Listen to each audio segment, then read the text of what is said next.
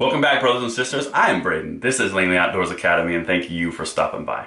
All right, guys, today's content, you're going to love it. I feel that you're going to want to share this because it has everything that a good article has. It has left-leaning hypocrisy. It has amazing weakness broadcasted by the left on gun control. And overall, it's just kind of a silly article. But it's got some great things that we're going to dive into. I'm going to try to get this done in under 5 minutes. So bear with me, hang in there, and buckle up. If you guys are new to the channel and you've subscribed, or you've been an older subscriber, first of all, I just want to say thank you. If you come across the channel because one of our amazing subscribers shared it, thank you for stopping by. If it's something that you would like to help us get to the goal of 350,000 by June, I'd love to see you on there if we earn you the right for your subscription. If not, maybe we'll catch you on the next one. Just to let you guys know, we also have a newsletter in the description box below. I send out ammo links every Friday and Tuesday for pistol and rifle, and hopefully I get you what you need. It's completely free and it's in the description box below. But now let's get to the juicy article. I've linked it below, by the way, for your review. All right, so the article today, I can't wait for this.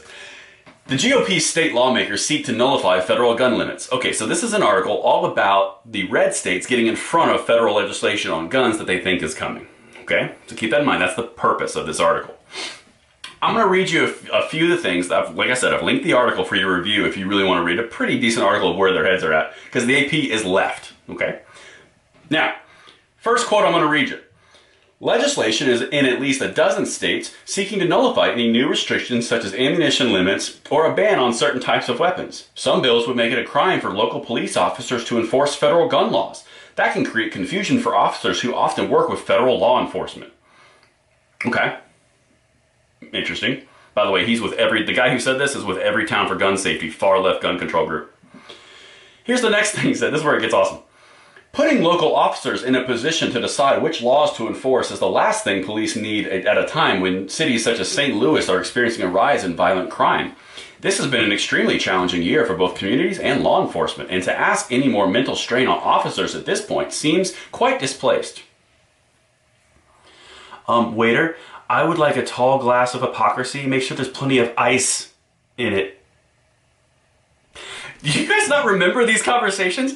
Literally, it was, those are fascistic laws. You can't do that because every person's a person. There's no such thing as an illegal human being, and you're mean. So we're not doing it here in our state. What about gun control? Whoa, gun control. Well, that'll put undue strain on the officers. We can't have that, and that would make it so mean and hard. We don't want that, so we should abide by all the federal legislation. Okay, all right, so obviously the hypocrisy is astounding, but here's where it gets really, really good for us, you and I. That's just my little entertainment piece, my little relish, if you will. All right, while Biden has called for a ban on assault weapons, any new gun legislation will likely face an uphill climb given the political polarization that has tripped up past administrations, Obama. Democratic lawmakers from conservative-leaning states also could join Republicans in opposing new gun restrictions. Any measures likely to pass would have broad support, like background checks on all gun sales. That sounds so familiar. Like H.R. 8 or H.R. 1446, the ones that just passed House? Just saying. Listen, guys, this is the timeline. Okay, so we've been doing this. Check these videos. I've got it on record. First, Biden was meeting with all these anti-gun groups. Everytown USA was one of them. Then he got pressure from the media saying, you're not doing anything. Then all of a sudden, Pelosi in the dark of night passes H.R. 8 and H.R. 1446, both of which have to do with universal background checks. And interestingly enough, after they pass, you've got an article in the AP, which is far left-leaning, saying, hey, the only thing likely to pass is universal background checks. I'm no scientist, but I'm kind of seeing connections here, right? Now, what does that mean for you and I? What it means, guys, he says it in this article. It literally says any other gun legislation will likely face an uphill climb given the political polarization that has tripped up past administrations, i.e., they don't want to be tripped up on a major piece of legislation, so they're going to put forward the every gun because it has sweeping control, like sweeping support, okay? And it's not even past the filibuster yet. So, guys, I'm going to do more videos on this in the future, not this article, but this concept. Understand what they're saying.